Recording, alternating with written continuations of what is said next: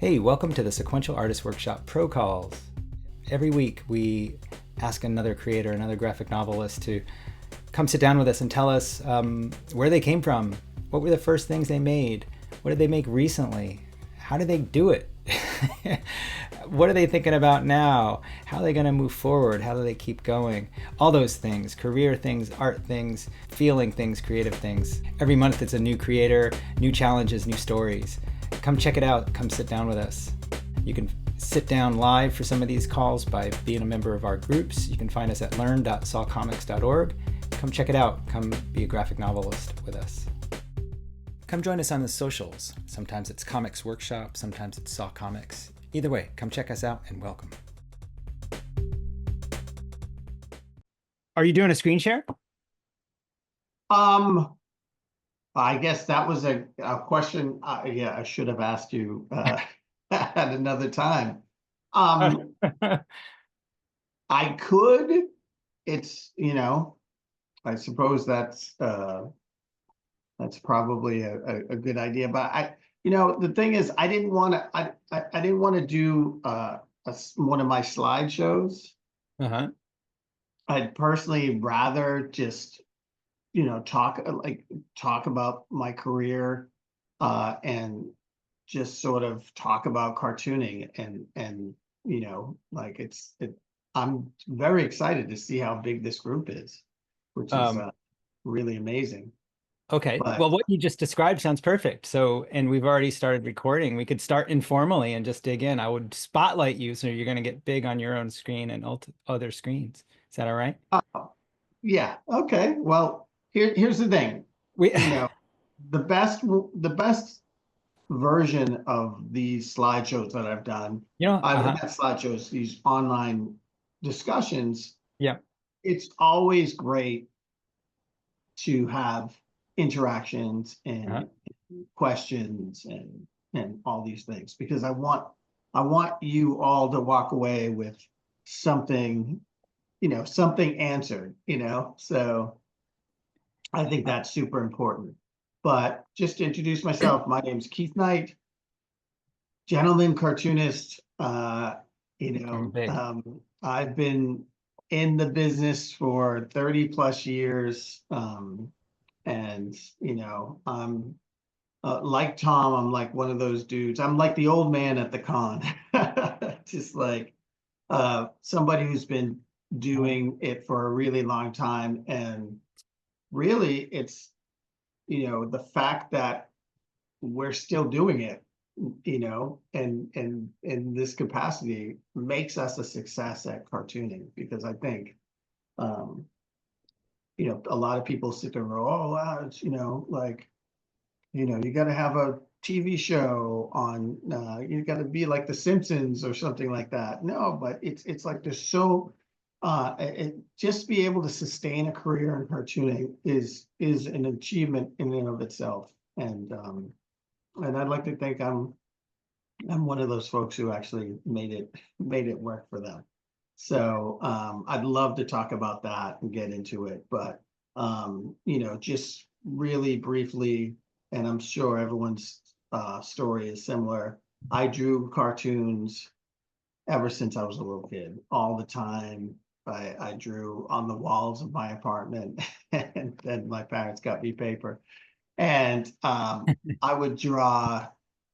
In kindergarten, I remember consciously drawing dinosaurs, and the teacher going, "Oh, look at this," which was good for me, but it was not so good for the other kids who like weren't getting praised all the time. And here's the thing, like, there's no right or wrong way to draw cartoons and comics and stuff. And I would say this, I think like it, no one wants, when you're drawing cartoons, and this may be controversial, but I don't believe that drawing something that so it looks exactly like the real thing is an accomplishment. I think that, now AI can do that like nothing. What's, to me, a huge accomplishment is to draw like a scribble that somehow captures whatever it is you're trying to draw. So some of the exercises I like to do is to, those exercises where you're not looking at your paper and you're just like drawing somebody across the way from you. And it's interesting because it always looks like a mess at the end, but somehow, some way it captures that person. And it doesn't look exactly like them, but somehow you've captured something. And I love that stuff. Or yeah, taking a scribble and seeing something in it and sort of working on that type of stuff. So I love doing those exercises. Anyway, so I continued to draw through school. I remember in third grade, my sister and I got invited to go into this thing called the Major Works program up in Malden, Massachusetts. It's just north of Boston. And Major Works was this program where supposedly all the smartest kids went to, and they got plucked out of all the schools and went to this one school in the city. And I just remember we did plays and puppet shows and like all of these different things. This was like in the 70s. And when we were ready for a test, they didn't give us, you would go up to the teacher and say, I'm ready to be tested. And then you would go in the yoga corner and put headphones on and test by yourself. Like it was really, ahead of its time.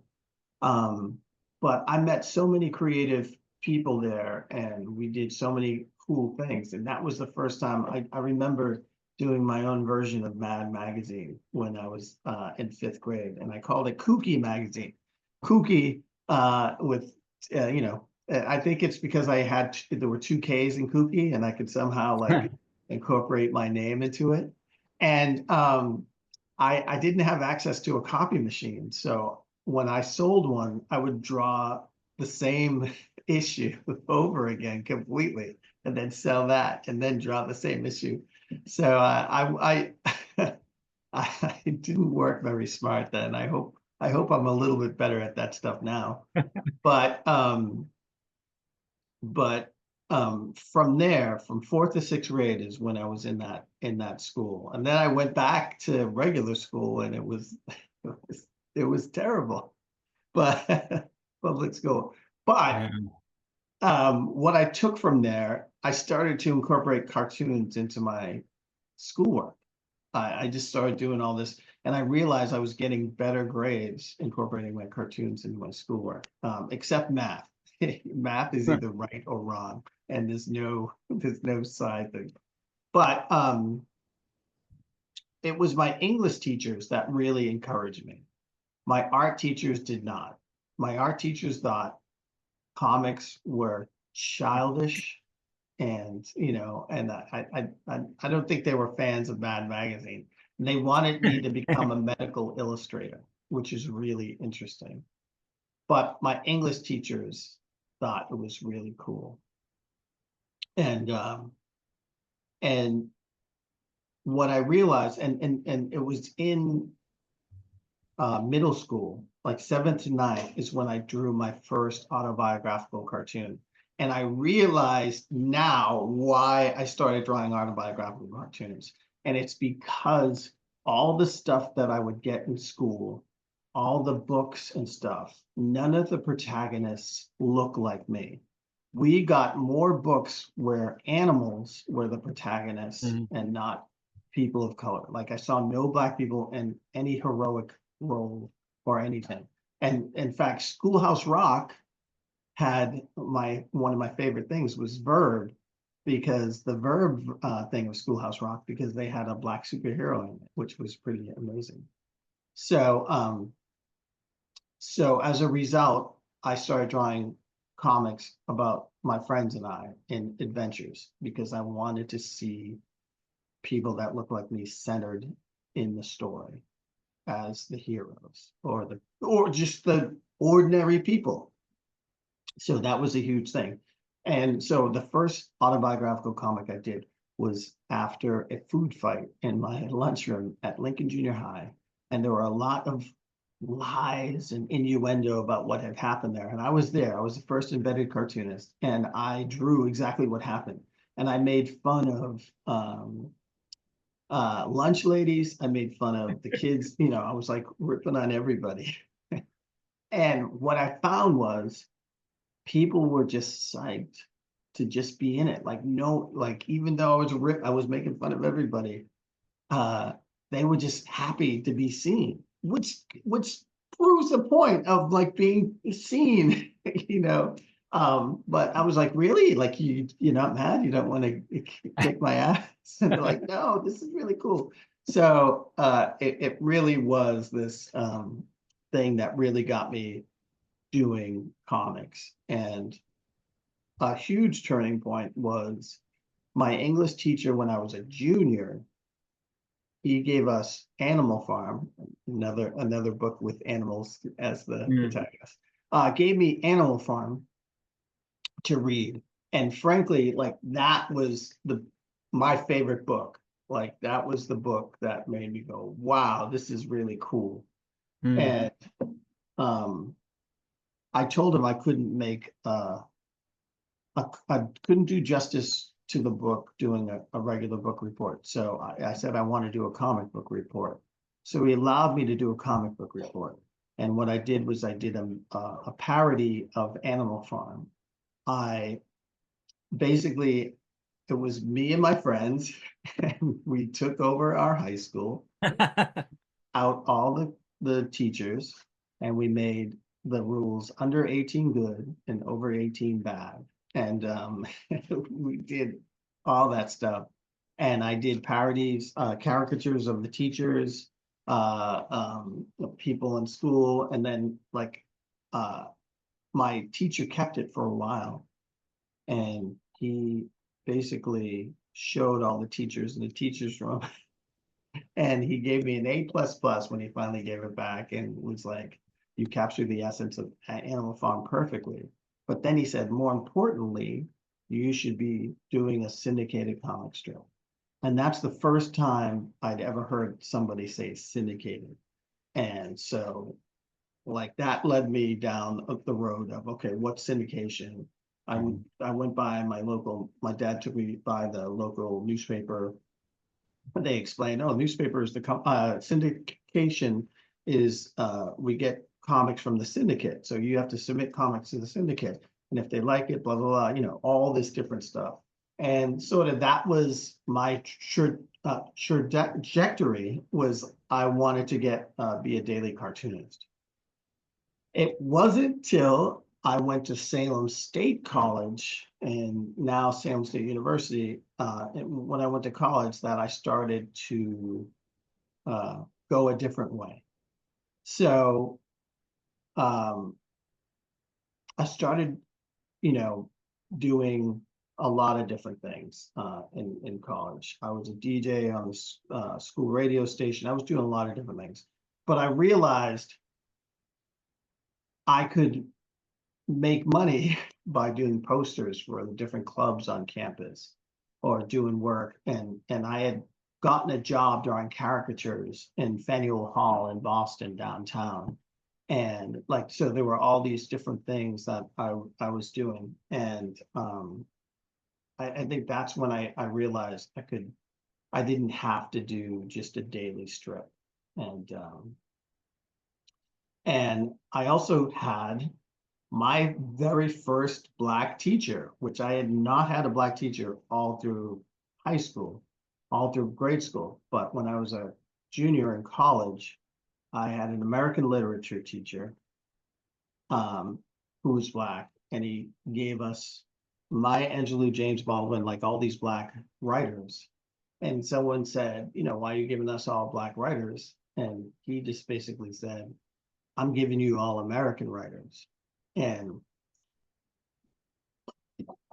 Mm. like that totally blew my mind, because we are so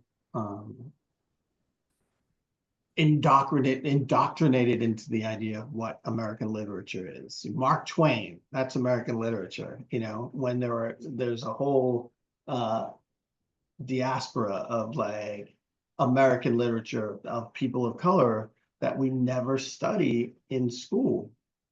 Uh, and unless it's some specialized thing, when it should be all over the place. I mean, maybe it's better now, but my work changed from that moment. So instead of being Mm. about keg parties and partying in college when I was done this stuff, it suddenly became, you know, what it's like to be, a hip hop fan in the late 80s when everyone's telling you it's not music, it's just a fad, like this is crap, and are you in a gang and all this stuff when you're not, and you're just like, so you're creating something that I didn't know that people needed until once I started telling my real personal story.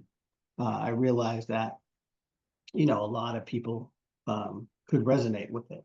And so it just went from there. And then one of the buddies of mine, the really great illustrator, I don't know if anybody's familiar with Dale Stefanos, but he just did the stamp for Betty White, the Mhm. national stamp for Betty White that you can buy at the post office. And he was one of the caricature artists that I worked with down in Faneuil Hall. And so he would always get the great gigs because he was just so good. And so he would get any gig that required traveling, and he got to go to San Francisco. And so he went to San Francisco. And when he came back, he was like, dude, you got to go to San Francisco. And I said, why? Why? What's it like? He goes, it's like, it's like Harvard Square, but the whole city's like it. And I was like, really? Wow. And, back in the day, I used to just hang out in Harvard Square all the time, back in the mid to late 80s.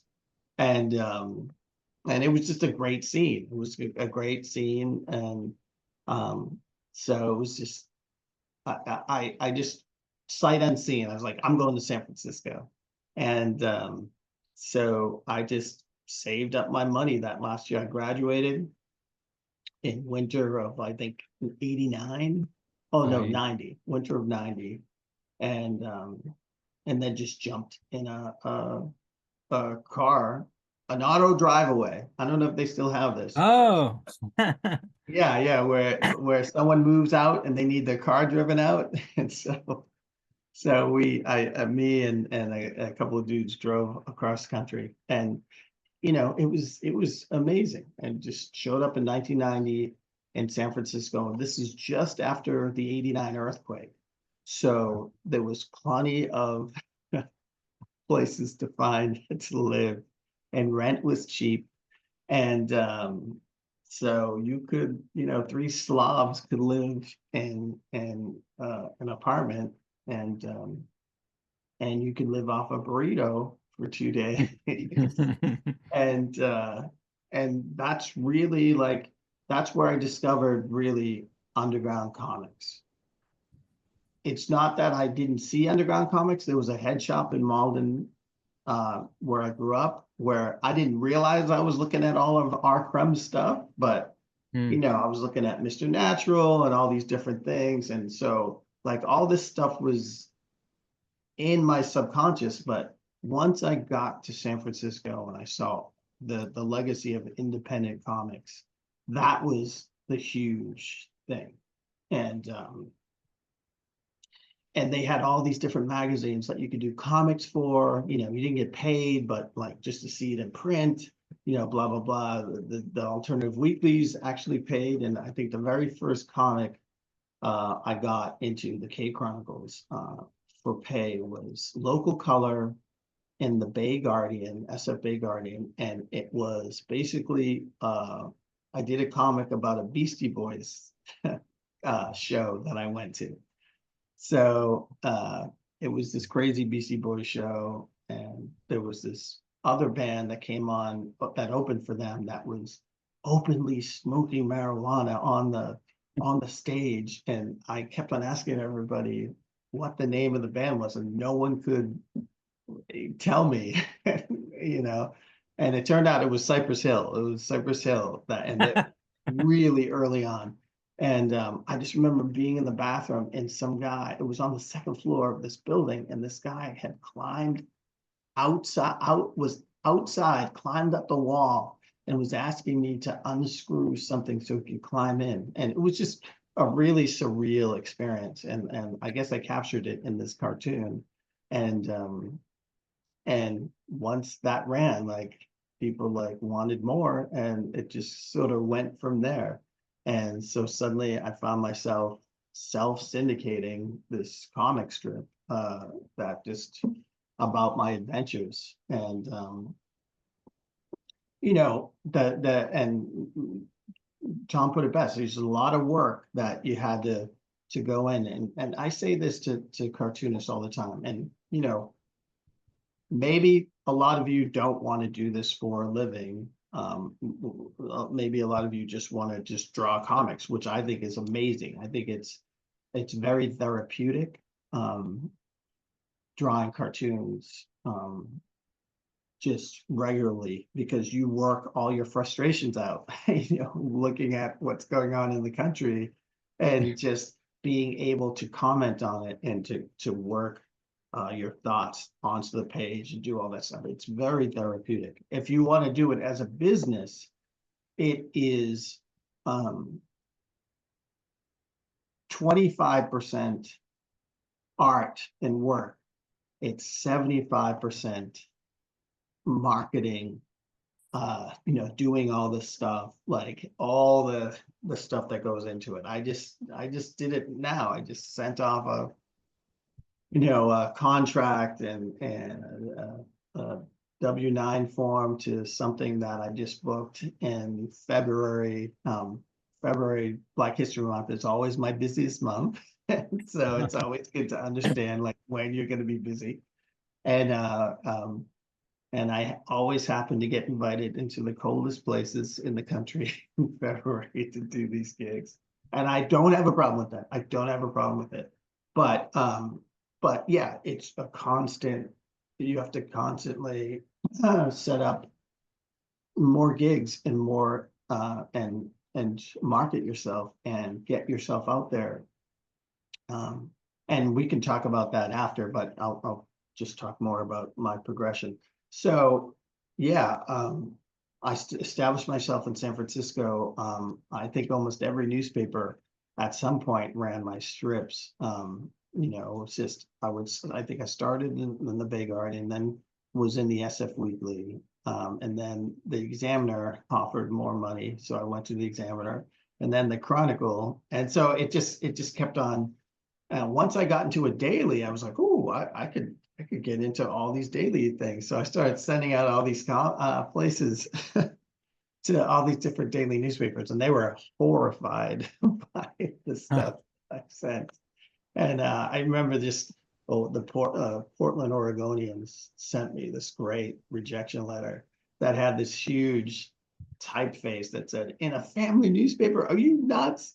And but then it went on to say, "It is funny though. It's a really good, and don't forget us when you're famous." That's what it said. It's like, I wrote back to him. I said, I can't be famous if you don't run my strip. So, but I found my niche in sort of big city alt weeklies. Although there were places like I ran in Alaska, I would run in like a lot of interesting places that that took my strip, and it was great. It was a fun time, but being in San Francisco was also a perfect place to watch the end of print as we know it happen. I think I had a little bit of insight. One of the jobs that I do, and I still do, and cartoonists can do this, which is graphic recording. So when you go into like a business meeting or something like that, and you basically doodle out the notes of some sort of meeting or class or something up on a board, and then they take a picture of it and then they send it to everybody that were a part of the meeting, and helps them sort of remember everything that goes on there. I remember doing something like that sometime in the 90s, and it was Pac Bell. And Pac Bell had this meeting where they said, pretty soon pretty soon, everybody's gonna have a phone, even little kids. Don't pay their bill, we can turn the phone off. Like, and I was drawing these notes, and I was like, and I remember telling this to my roommates when I got back. It's crazy. Everyone's gonna have a phone. It's gonna fit in your pocket, and they could just turn it off, and all this, all this different stuff. And it was the first I had really heard just how close it was. But also just everything, with the internet and all that stuff. I just knew that there's going to be a really rough transition from going from print to online media. And that was the moment. I remember going to a convention for editorial cartoonists, and I was like, well, I'm going to ask these elders what to do, and they literally, when I walked in, they all came to me and were like, what do we do? What do we do? And I was like, oh my goodness, if they're asking me, we're doomed. And so that was the conscious moment that I started listening career-wise to people younger than me. Like, that's when I consciously started understanding, okay, I have to transition to being an online cartoonist. And I remember someone writing to me and saying, hey, you should check out this thing called Patreon. Like, it's I think you'll do really well with it. And Patreon had just started. It's, this site where people can be your patrons, and you put your stuff up on it. And so I was one of the first cartoonists on Patreon. And honestly, like, I got a page and didn't touch it for a while. And then I saw somebody was making like $9,000 a month on it. And I was like, what? And I will never make $9,000 a month, because I do sort of political cartoons that alienate half the people reading it. So, and this person was making, I think they were making blue people having sex comics. What? So I think that's a key. If you want to make $9,000 a month on Patreon, blue creatures having sex is the way to go. But I learned enough to really make Patreon sort of make up for that loss in print revenue.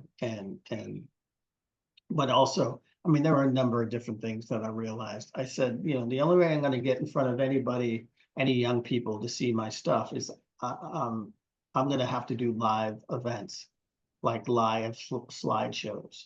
And so I just started doing stage events where I present my comics. And what was really cool was I got asked to go on tour with Dave Eggers and McSweeney's. And he said, he's the one who suggested you should cut instead of the multi-panel comics, you should do each panel and just read it per panel and then show the next one. That way people can laugh, and then you can time it. And that was a huge thing. That really changed the game for me.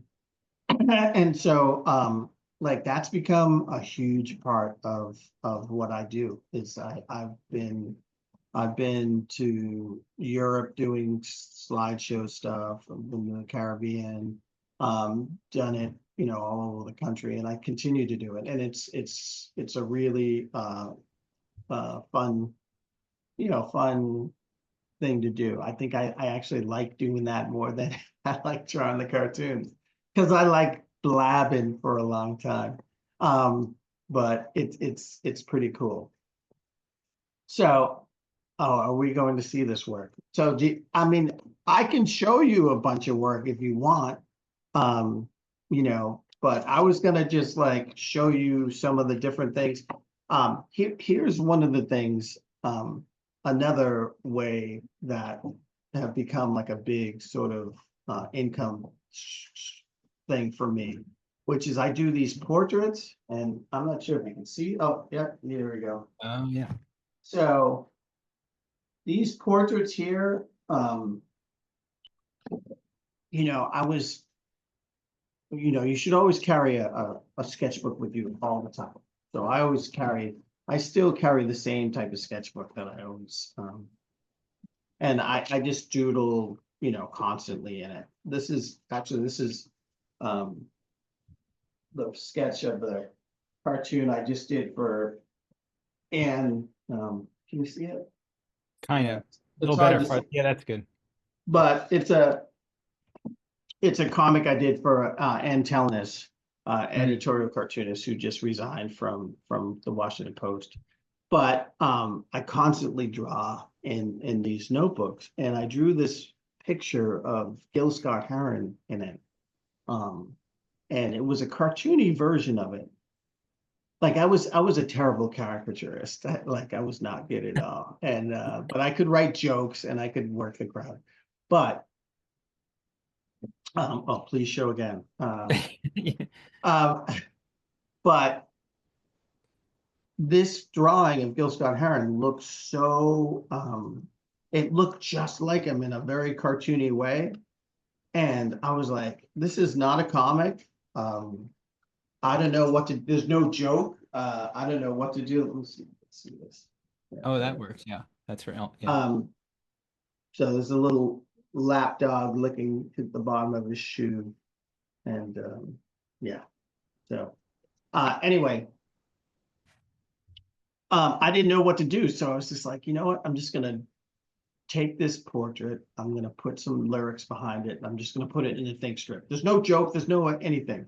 And I did it, and then all these people are like, oh, do you have a print of that? Oh man, can do you have a print of that? And so suddenly I was doing these portraits, and they're not, again, they're like, they're like these cartoony things. And then what I like to do is if there are some meaningful quotes, I love doing the research on them and looking for something I think I could draw and blah, blah, blah. But it's great because I learn so much about the individuals that I do this stuff for. And I only do folks that don't have a million things of them, so that I haven't done Malcolm X. These are all people that have influenced me some way or shape or form. I'm not doing Bob Marley. I'm not doing Malcolm X. I'm not doing Martin Luther King, the big obvious ones. I'm doing sort of more obscure stuff. And what I found was like, these prints sell more than my books now. Like it's huge. Like I'm I'm shocked and I'm psyched because they're not heavy like books.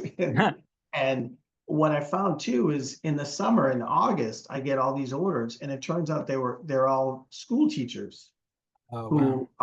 who want to fill their rooms up with them. And so like just one of those things you just stumble into, and you're like, oh, suddenly I'm making these things. And I love the way that you know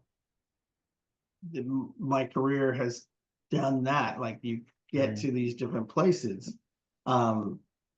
Anyway, once I established Patreon, but I also, we had our first child, who I think walked behind me a little while ago. I don't think I see But that. I got a little panicky. Like basically, my wife wanted to stay home and raise our kids, which is a huge job in and of itself. So I was like super like, okay, I gotta take on, I gotta get another job. I gotta get more work. So I basically I launched the daily comic strip. I launched it in 2008, which is the worst year in newspaper history. It's when the whole industry fell apart because of the economy and everything. And so I can't remember what I started out in as paper and how many papers I started out, but I was in enough papers to sustain it for 11 years. So for 11 years, I was doing a daily strip. So 6 Sundays, no, 6 dailies and a Sunday. And then a weekly K Chronicles, and then a weekly single panel thing. So I was doing 9 comics a week for 11 years. And then we had 2 kids during that. So it was crazy. It was crazy. And at the same time, again, I've seen the writing on the wall as far as like print goes. So my wife and I was like, okay, I'm gonna go to LA and I want to get a TV show. Let's try to get a TV show. So we left.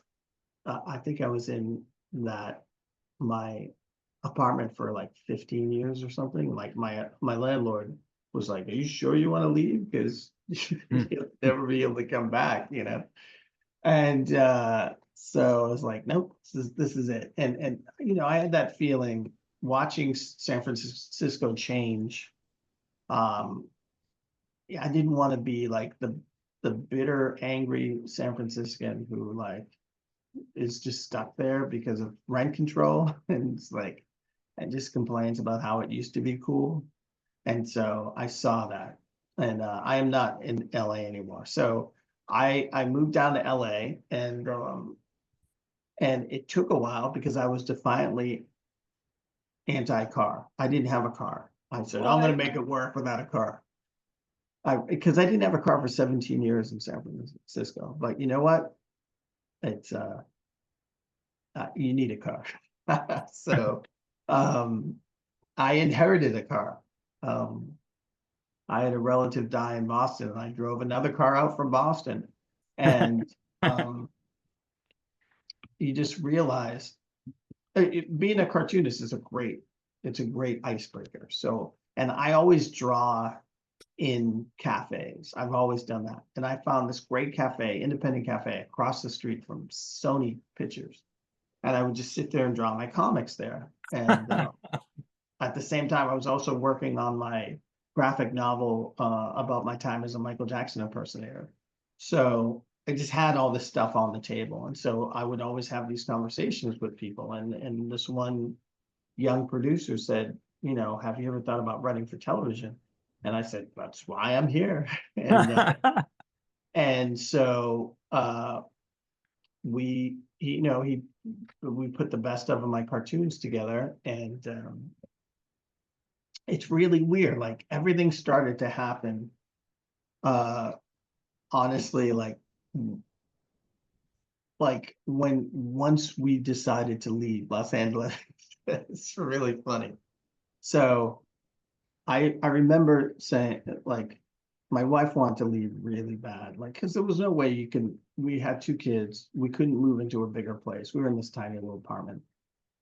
So we're looking around for it and everything. And like right when that started to happen, some mom at the preschool came over to us and said, hey, I'm a writer for Los Angeles, for LA Weekly, and I'd like to put you in like a people to watch issue or something, like LA People issue. And I didn't say we were leaving. I didn't tell anybody. I was like, oh, that's really cool.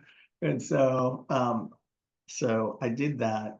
And then I was doing an art show that was really close to my house. And I had all my stuff on a table, and a little kid came over, 3-year-old kid came over and just knocked everything off of it. and the kid's dad comes over and she's like, oh, I'm sorry. And I said, oh, no, it's all right. I got a 3-year-old too.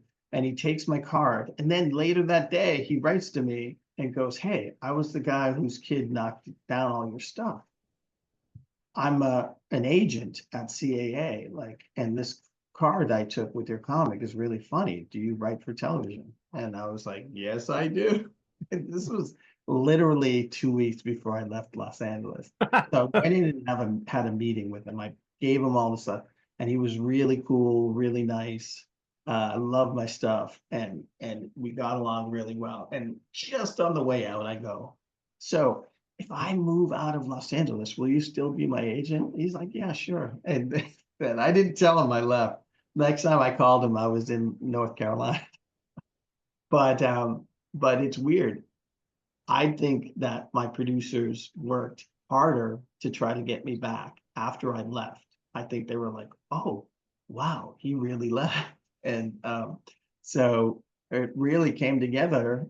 I tell people now, I say, no, you gotta move out to get back to LA. But yeah, so I went back. They would have me go back once every month and a half to meet with writers and then start pitching places. And that's really how the show came about, which is, I wanted to the tagline. I wanted to pitch a show that about a character, a cartoonist who was sort of the Charlie Brown of activism, of social justice activism. So he tries to do the right thing, but it just doesn't go really well. And so, you know, uh, I think the story that they really resonated with was, and this really happened to me. I was on a bus on a muni bus, the public bus, and there were these two young kids who were swearing, and I think they were like 15, and they were just saying all this horrible stuff and really loud and really obnoxious. And I think there was like a slam poet on the bus, and he sort of puffed up his chest and said really loud, "Yo, I don't like my ears being poisoned by this vector," like really like commanding, and got the kids to shut up. And all the elderly ladies all like looked at the guy and was like, "Thank you, thank you." They were just like really happy about it. So I tried to do that the next time it happened. And the moment I said something, the kids were like, "Shut up, old man. Yeah, we're gonna kick your ass." Blah blah blah blah. And so it just didn't work out very well. And sort of that was the show in the nutshell that we pitched. And everything sort of came together. And so we did 2 seasons of Vogue on Hulu, and it stars Lamorne Morris as me, um, Emmy-winning Lamorne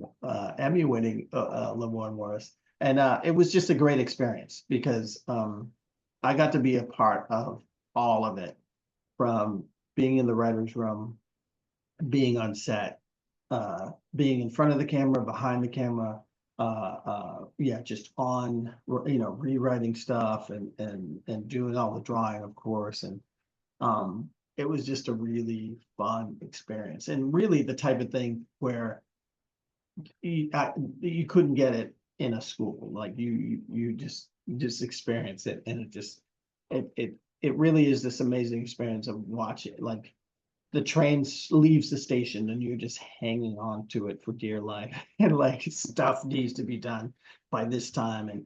And as a cartoonist, we work alone for so much time, that it's really refreshing to work in a whole thing where there's hundreds of people working on it, and you do your job, and if everyone does their job, something really neat happens.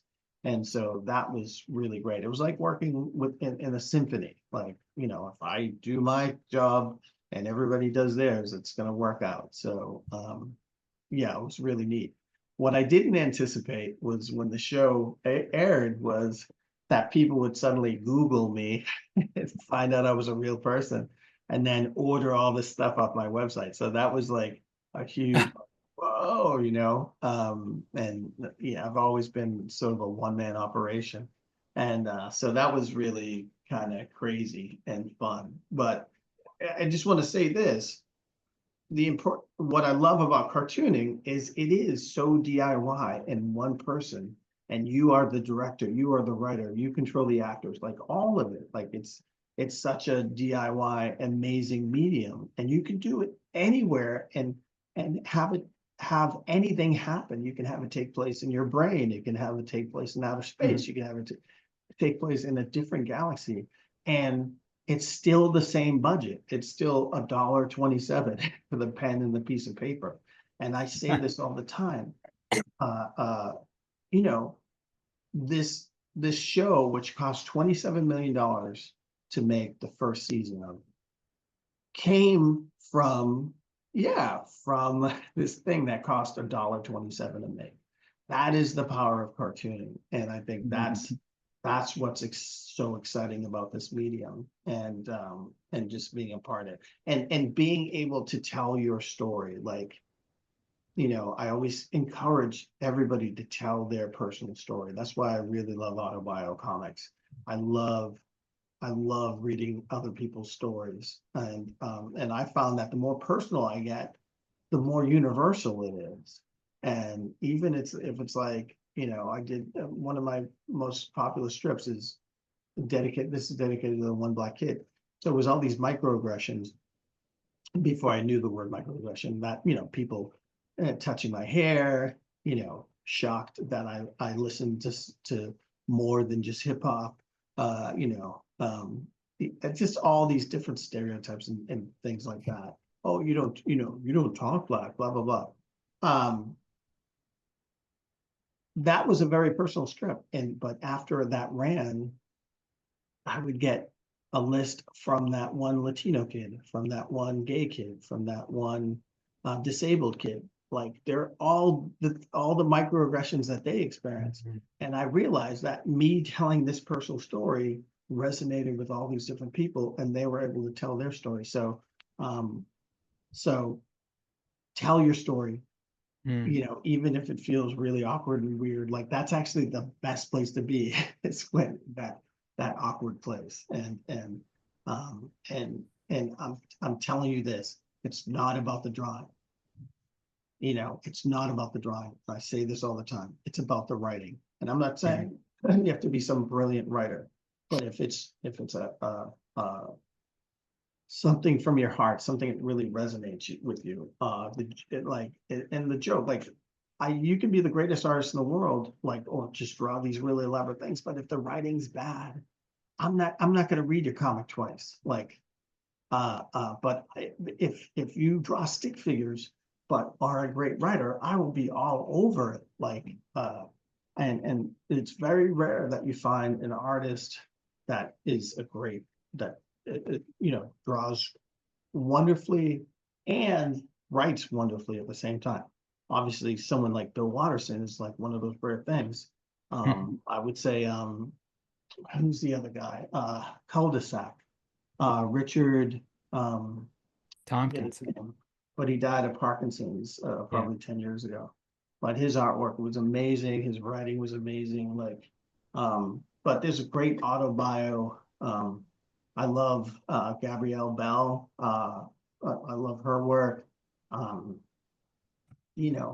always talk about Julia Wirtz, because she's you're not going to sit there and go, oh, she's the greatest draftsman. She's not this great, like, amazing artist, but her writing is so good that I love her strip. And, like, I'm so glad to see how successful she is. And then the fact that she's moved into doing, like, drawing these buildings and recreations of, these drawings of buildings is amazing. And so there are all these, that is the right strip, by the way, the right comic. I'm glad that everybody's just, posting comics and stuff. So I don't have to do it. That's another great thing. If to make your life easier, if you can get other people to do it, then it'll make you get your deadlines done faster. But like, there are so many amazing cartoonists that are, again, like, it's not about, it's great if the art is amazing, but it's the great thing about cartooning is, like, it's again, it's so DIY, and there's things that I discover constantly. I just did a class. I just started doing a series of classes here locally, and I had a kid draw something that I'd never seen in comics before, which is there was a way he drew someone saying something, and he had little pieces of candy around what he was saying. So it was very candy coated. So, and the way he drew the figure was like, obviously they're the way they're speaking is very like candy coated, the way they're saying it. And I'd never seen that before. And I just love when you see that stuff. That's always happening. And but it only happens if you put pen to paper, you know, it's really inspiring. Anyway, so that's it. That's my story. I'm now I guess I'm now sort of in the post my post TV show glory, you know. I'm working on some new stuff, working on some graphic novels pitches, um, working on uh, another pitch for a TV show. And then just doing, you know, doing classes, doing slideshows, continuing to do the strip. And here's the thing. It doesn't matter if I'm in just one newspaper. I will always continue to do the strip, the weekly strip. I realize that I will get nothing done unless I have a deadline. I have to have that deadline. So even if I'm in one paper, that's it. I need someone going, where is it? I need that strip now. And so that's the way, that's the reason why I've been drawing a strip like, you know, weekly for 30 years is that deadline. And here's the thing, and this is great advice. People always say, you know, I must have been crazy doing that daily, you know, 365 a day, you know, a year for 11 years, blah, blah, blah. You know, there's two ways to look at it. You can look at the massive amount of work that you're gonna do, or you can say, you know, can I come up with a gag a day? I can do that. I can come up with a gag a day. And here's the second thing. And I'm totally spacing on his name who said this, but cartoonist who's a baseball fan like I am. And he said, listen, he said, the best baseball players only get a hit every 3 times at bat. And they're the best. They're in the Hall of Fame. As a cartoonist, you got to look at it that way. You got to look at it like you're going to hit, sometimes you're going to hit singles, sometimes you're going to hit doubles. Every once in a while, you hit a triple. You might hit a home run. Maybe once or twice, you'll hit a grand slam. Don't swing for the fences every time you put pen to paper. Don't sit there and go, I'm going to come up with the most brilliant thing. And if I can't, then I'm not going to do it. Like, you go through a lot of just, you know, mundane stuff before you hit that home run. And the thing is, everybody will remember you for those home runs and grand slams. You know, if I do a con, there's always someone who comes up to me and says, oh man, you did this strip, blah, blah, blah, blah. And it's a strip from like 20 years ago. And they still, you know, they follow me because they remember that strip, you know, and they're like, oh, what's the, you know, and so don't always swing for the fences. And Bernie Mac said it best too, as a comedian. He says, you don't have to be funny all the time. You just have to be interesting. And I think telling your story is what makes it interesting, you know, your experience. So that's my blah, blah, blah. And I hope you took something from it, but please ask me questions. Oh my God, Keith, it was so good. And I know there's so many points I want to ask you about that you didn't even hit on, but I know we can't go forever. I want to ask you one question to get. Please do. No, Okay, to get please things do. going. I just want to ask one question. It's related. When I first met you, you had a like a 4-foot paper mache head of your own head Yeah. that you would take to conventions. And my point in bringing it up is like you're so good at saying like, "Hey, here I am. Here's the thing you need, which is my comics." And I just want to acknowledge that and know what you like. How does that still fit in? What were you thinking back then, et cetera? I don't know. Oh, well, I mean, again, someone made that for me, which Oh, is okay. Uh-huh. yeah, someone created that for me, and it's always nice that to surround yourself with creative people and inspiring people and people that so I think that's a really cool thing. But yeah, there were these folks who created puppets and all this different stuff. So they created that for me. So yeah, of course I'm gonna wear that. And I used to wear a sandwich board. Yeah. I used to go to all these different places with a sandwich board and have my comics. I remember doing that on the subway in New York City, and I swear people thought like me and my cousin would do that. I think they thought we were like undercover cops or something crazy like that. But I don't know. I just one is I truly believe in my work, and I think it's really important for everyone to really believe in their work and be their best, their biggest cheerleader, their own biggest cheerleader. But two, yeah, like um I see a lot of cartoonists who are very shy and very quiet and don't do a lot of talking. So me being a blabbermouth and uh, I knew right away that that would be something that would put me a little bit ahead of a lot of people, so like I've always been good at promoting stuff and sort of hyping stuff, and honestly, it's confidence that goes back a long way, which brings us all the way around. So remember that school that I told you about, the Major works. yeah, Major Works. So we moved my mom out of her house a couple of years ago, and we found all this Major Works, this stuff I did at Major Works. And I'm like, oh wow, this is Major Works, like this is the stuff that we found, even kooky magazines and stuff like that. Hmm. And I said, yeah, we were the smartest kids in the school.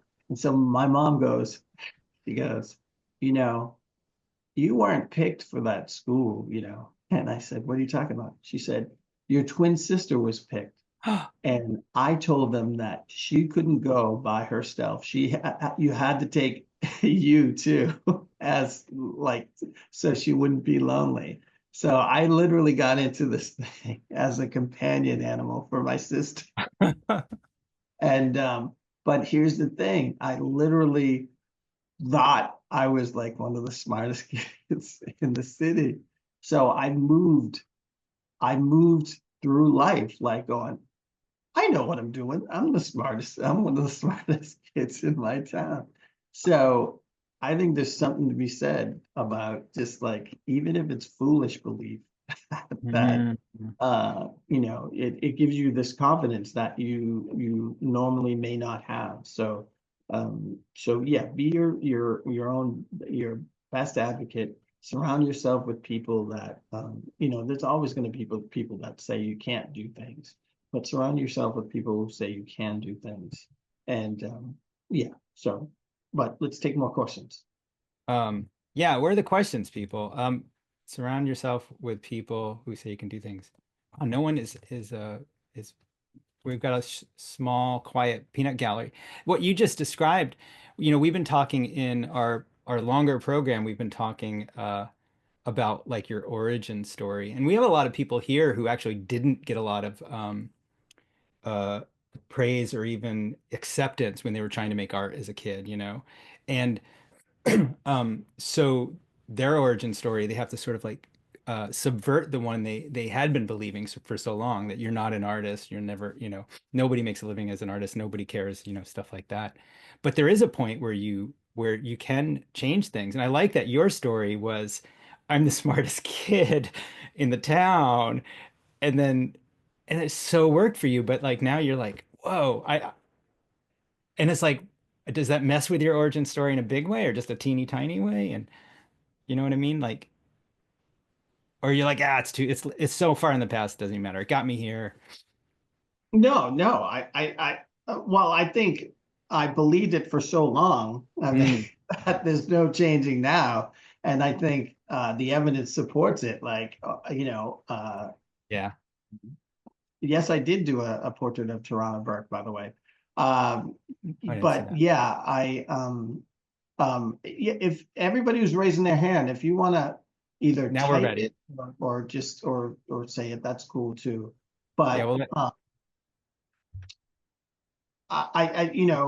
I think at some point I was coasting on sort of this idea of being smart, and then at some point you just end up yeah, believing it. It's it's yeah. it's really like, I don't think you're born with confidence. I think you emulate what a confident person does, and Mm, then the confidence comes from that. Once you get used to that, it's the way you mm, carry yourself. It's the way you speak. You don't talk yourself down. You don't say, these negative type of things. And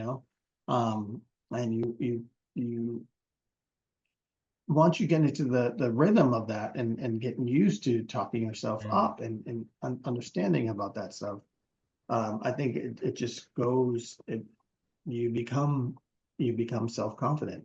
The Awesome. book, the Toronto Burke portrait is available. I don't think it's on the site, but I have it available. The Michael Jackson impersonator. I was a Michael Jackson impersonator in high school in 1984. During the Thriller time, and I basically made a graphic novel out of it, which had started, speaking about a rough thing, I did it as a Kickstarter in like 10 years ago, 12 years ago. And it was, I did it and I raised all this money for it. And then the TV stuff started to happen. And so I basically put it aside, and for like, it ended up being 11 years, I think, before I actually finished it. And it's just amazing how cool people were, because I think they saw, since I was doing comics every week about everything, they saw what was happening and they were like, well, it's not like he's hiding somewhere, in a room with mounds of cocaine somewhere. He's actually working on this stuff. So it was really amazing. And just to finally get it out to everybody. And then it got nominated for an Eisner, which was really amazing. So that was really fun, and just a fun experience. And honestly, um, one of the things that I can say I take away from doing the show and doing the graphic novel is finishing something. Like, I now have a different appreciation when I see a film that, even if it's a terrible film, the fact that it got finished is like a huge thing. Like, that's the success. That's the accomplishment, is when you finish a graphic novel, when you finish a project, when you get to the end. Even if it's not exactly what you had hoped, the fact that you finish it is a huge thing. And I think it's something that you should celebrate, even if Yeah, it doesn't go that as well as you had hoped. yeah, So yeah. We, thanks, we thanks, celebrate Mike. that too. Thanks, Keith. I'm going to ask Kristen to come on, and then we'll ask Jackie if that's cool. Kristen, go ahead. Can you unmute? Oh, hi. Hi. I saw on your website that you homeschool, and I heard you talk about teaching comics classes and stuff like that. So I was just interested in, like, from a teaching perspective, if you would talk a little bit about that, like what are some of your like favorite things to do in the classroom, favorite exercises or stuff that you like to like work with students. And then as like a second part of the question, do you feel like um coming from like the like activist and political like side of the work, do you think it's important to address that type of stuff or address social issues like with students as part of the like, this is what comics can do, or this is what your work can do, this is like an aspect of it? Or is it more like just offering the technique and like the experience of like the medium like enough? Is that the work, Yeah. it Well, I itself? mean, I think the medium, it is enough, but the specific class that I do here at home, yeah, I don't really get into the politics of it. I get into the telling your story of it. And I think that's inherently political, is telling Yeah. your story. And so, so I don't get into specific subjects or anything, but Hmm. I talked a little bit about it. Um, I do exercises, a lot of them are just fun, like that gets them uh, going about the possibilities. In fact, we did, like the exquisite corpse where you fold it in threes and you do those type of things. We actually did that over New Year's, and a family was over, and we all did an exquisite, like part of the exquisite corpse, and the parents and kids passed it along, and we just did it, and they came out so good. It was my wife's idea, and I thought it was just really fun to see. But my favorite things, I like, I love just saying, like, you know, let's do I like doing 4-panel comics with them. So I'll sit there and go, okay, let's do a dream comic. Let's do a DIY comic, like if you're instructing somebody, a recipe comic. Let's do just certain things um, that just make them think different, make them, okay, let me tell the story of this, let me tell the story of that. And what to leave, when you're working in a 4-panel comic, what do you leave in and what do you leave out to make the most of the space in the story. And then actually I put out, like, we live in this little town called Carborough. It's like the Berkeley of North Carolina. We're actually suing um, Duke Energy right now for climate change. And Wow. we just, it's a hippie town. And so we put out the first issue of the Carborough Sasquatch. So it's just a homeschool comic zine that I just took some of the stuff that the kids inked, and so we're gonna have a second issue this spring. But yeah, it's you know, there's a few different things where do I find the Sasquatch? I usually mail it out there's this thing called on my web store called um, my kids stuff. Oh well, it's a nice way of saying it's the dirty way of saying stuff. My kids sh, and so it's zines that they created and comics and stuff. So I'll include the Sasquatch if when people order that. But it's great resources. Obviously, the Saw site is a great resource. The comic studies up in Vermont is a great resource. Um, you know, this one cartoonist up in New York, Mike Dawson, does this really great. And by the way, when you start, like, and I do this all the time, this is copy. It's a nice way of saying steal. And I'm not saying steal people's jokes or whatever, but when you see people do stuff successfully, you emulate that. All right. So everything I've ever done is basically I saw people doing like, oh, okay, this person does similar stuff to me. They're doing it successfully. What can I take that they're doing? You totally do that all the time. So Mike Dawson is this cartoonist up in Jersey, and when he goes and does workshops, he actually comes with this 1-page zine that he just copies it and folds it over, and it's got all these little exercises. So when you go in and do this workshop, like there's an exercise about word balloons and thought bubbles. There's an exercise about sound effect. Like there's all these different things, and so that's something that I'm working on now for the next series of stuff that I'm going to do. I will talk about issues. I'm going to be teaching a class with older kids. I think 18 to 24. So I think I'll talk more about social justice issues and stuff at that age. Because I don't want to jeopardize any of the places that bring me in with younger kids and say, oh, he was just talking about this and, getting people in trouble. But I'm really excited because I think I'm going to be getting funded to go into schools for, like they don't have to pay me or anything. I just go in and I'll be funded to do that for the next 2 years, which Oh, great. I'm looking forward to because North Carolina stinks for public education. I'd love to hear someday maybe a homeschooling conversation on the side for those interested. I'd be really interested in how you do that. Anyway, thanks, Keith. Thanks, Kristen. We'll go to Jackie next. Hang on. Yes. Here we go. Whoops. Oh, I didn't replace. Hang on. Add. There we Okay. go.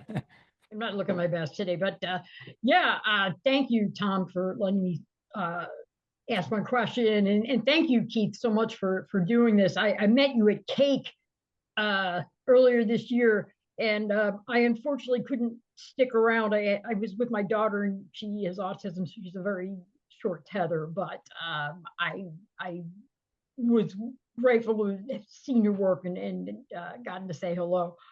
That said, you seem like a person who's not at a loss for ideas, and that is something, I it's both for me, both a blessing and a curse. How did you decide to hone things down? Like, did you just say, I'm going to pick one thing and do this, or I'm going to do a graphic novel or whatever? Because I'm very scattered. Like I always have self made zines and junk on me, like whenever I leave the house and everything. And I put things out there, but I always think, should I be putting my nose to the grindstone and like being really rigorous about setting aside time to do a graphic novel, or Well, how do you handle the discipline end of this thing? well, I'll tell you this. A graphic novel is its own big monster. And I tell people this in classes. Unless going down the graphic novel route, I don't know if you saw this one post where I think the guy who did March, he had sort of broke down how much he got paid and how horrible, Yeah. weigh the advance with how much time you put in and all that. And unless you draw like super, super fast, which I do, it's not worth it. It's really not worth it unless unless you figured out the next Big Nate or Dog Man, and that's where it's worth it. Like, I tell people now, don't ever even think for a second to do a syndicated comic strip. If you can come up with a tween book series, and something that looks like Dog Man because it's not complex, I think it's brilliant because it's simple, short stories, short chapters. Everything's just it's very colorful and a funny little play on another classic novel and stuff like that. I think it's just super smart. Yeah. I think that's the way to go. And I will say this. When I first started doing comics and I would do stuff about race, those are the ones that got the most attention. Okay. A lot of feedback. I was reluctant to do it all the time because I didn't want to be the race guy. Mm-hmm.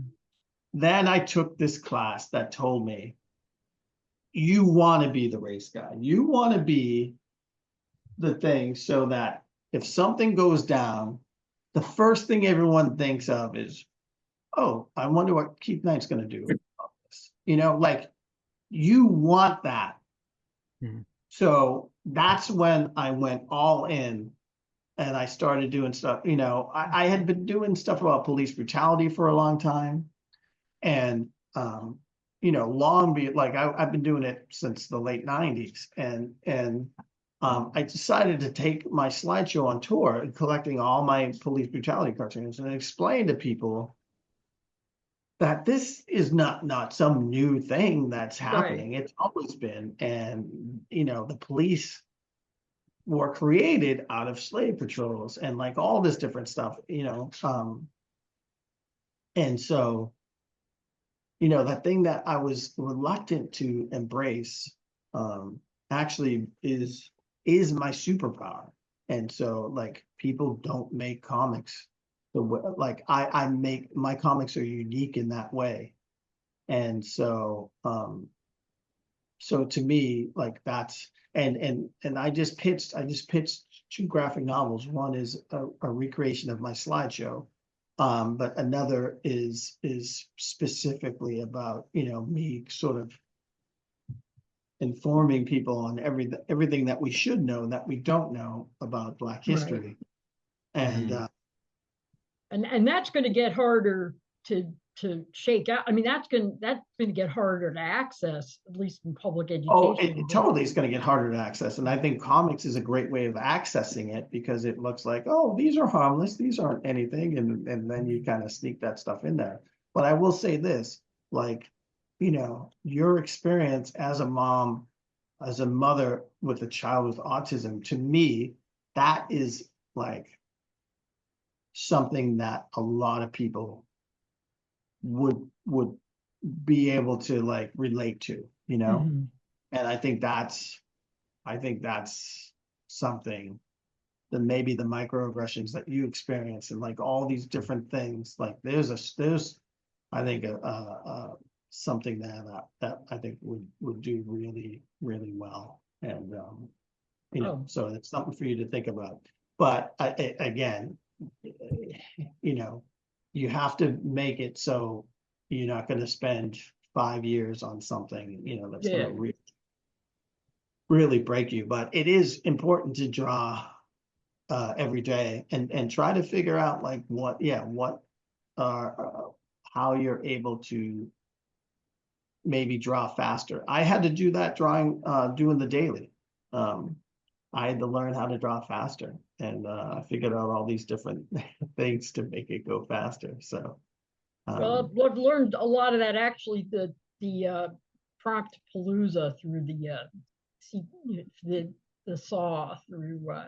There's and then that's been tremendously helpful. And the thing about ideas, like, here's the thing: none of you should ever do a comic about not having an idea. That's lazy cartooning. You will always have an idea, like, and just be confident that it will always come to you, even if it means staring at the ceiling and you're like contemplating the ceiling. Like I'm looking at the popcorn ceiling up above me right now, like, and I could say like, what would happen? What if that is like, what if we are the sky right now, and that is the planet, that is Hoth right now, and there's like someone on a tauntaun running across. Like there's so many things that we could just come up with, So yeah. Awesome. Thanks, Keith. Thank you so much. Thanks, Jackie. Yeah. Okay, I'm gonna ask Ariel, and I guess this will be our last question. Let's see. There we go. Hey, Keith. Thank you so much for doing this. My question has to do with, journalism. Obviously, you referenced what just happened at the Washington Post. I could talk about the Washington Post for a long time and how it's being run, but I'm kind of wondering about the greater landscape in terms of like comic strips in journalism and or media websites, like how, like in terms of like news media and comics and the intermingling of the two, like where do you see things going? And I'm also curious if you're still trying to take cues from younger folks and what you're seeing in terms of innovation right now. And partially what I mean is like financial innovation. Yeah. Well, I just, whoever is embracing the new technology is young people. So, you know, I am not that great at social media and everything, but I do, I do what I can. I'm just sort of looking at, what they're embracing next, because I think there are a couple of other things that I haven't embraced yet that that I've seen people doing. I don't know different names of it, but I just see people's strips and stuff running on different platforms. So that's something I have to take time out to investigate. But I love your mic, by the way. I love your setup. You look like you're interviewing me right now for a podcast. I do that I for a think, living, so thank you. yeah, I think comics journalism I think it's the future, frankly. I think it's sad to see venues like the Nib go, because I think the Nib did really amazing stuff, and I think people will discover it and go like, we need to bring more of this stuff back. But I see it all over the place. Graphic medicine. I remember getting prompted by I get hired by this one place that's based in the South, and that I did a piece for, and I'm totally spacing on their name right now. I apologize. But I think there's more and more, you'll see it every once in a while in the New Yorker. I mean, in the New Yorker, but also in the New York Times. There'll be some New York comics. Mag too will run every once in a while something that's Yeah, comics based. So I think more and more people are going to embrace that. Like the way I honestly believe that there's going to be a little bit of a surge of independent underground stuff. That's I think there's going to be a little bit of a surge in print too. Like I'm watching small, like bookstores make a comeback. Like bookstores are making a comeback. Vinyl has made a huge comeback. Like I'm starting to see people like putting out cassettes again, which is kind of crazy. This is wild. But I've seen people people younger than me printing newspapers and having comics newspapers at SPX and different places like that. So I just think that there's going to be more and more of that. And I don't know, I just feel like the more these books get banned, the more there's gonna be like exclusively banned bookstores, like bookstores with just banned books. That's it. Right. And just all these different when times get rough, I think sort of the underground sort of starts to really react to it and thrive. And so I say this all the time. We, in order to, when I talk about this in history, we get the worst, we get fast food history. We get the Pilgrims and Christopher Columbus. We get the worst, like, we get the McDonald's of history. Like, and we know that if we want a decent hamburger, we don't go to McDonald's, right? If we want to listen to decent music, we don't listen to the biggest, most popular radio station. We actually go left of the dial. We go down the dial. We look for the independent, the college radio station. We look for the obscure little hole in the wall place that is family owned. And I think people are gonna have to find, like people, you're gonna have to look for quality everything, and so there's nothing that's gonna be just spoon fed to us that's good for us. So I always tell people, like, you're gonna have to search for the history that's gonna nourish you, and you're gonna have to look for the comics that are going to nourish you, and all that different stuff. So it's out there, and I think there are going to be opportunities to thrive, and for every one of these a-hole billionaires, well, it's probably every 20 a-hole billionaires, there's one decent billionaire, and hopefully that billionaire will see the value in some of this stuff and go, yeah, this is the type of stuff I want to fund. So, yeah, everything's gloom and doom. Everything, if it bleeds, it leads. But there are actually, good people in the world. They're just not the ones who are making the front page. So, All right. That's reassuring. Thank you. yeah. Awesome. Thanks, Ariel. Let's see. Well, Keith, this has been an honor. Thanks. I really wish we had another 2 hours, but we all have work to do, or we have things to draw on. I don't know, kids to school and stuff like that. I really want to ask you more about like marketing because you're so nimble about it. I want to ask about that, but we'll do that some other time. Like the way you're like, oh, these are selling, right? These portraits are selling. I have to like, that's a way, or events are the thing. It's like a lot of us are we're stuck before we even get started a lot of time. Yeah, well, and please understand that every one of my successes, there's plenty of failures. You just don't hear about those. But just be willing to try, be willing to adjust, to be willing to look at, objectively and say, okay, is this working? Is this worth my time? And so at some point, I just remember consciously going, is newspaper cartooning worth my time? Is like, the only good thing about it is it forces me to do this, but I'm no longer going to consciously look to find another newspaper to run in, like that is not worth my time. So that's you have to make those decisions. And yeah. I remember being in touch with you just right before the show launch. You said, as soon as I ink that deal, I'm canceling the daily strip, I think was basically that. And I did. Well, what really prompted me to do it was I saw this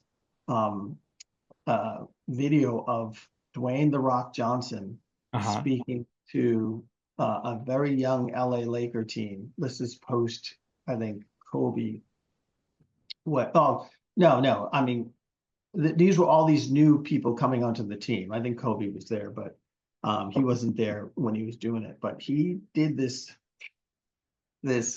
one of those talks, inspirational speeches or whatever.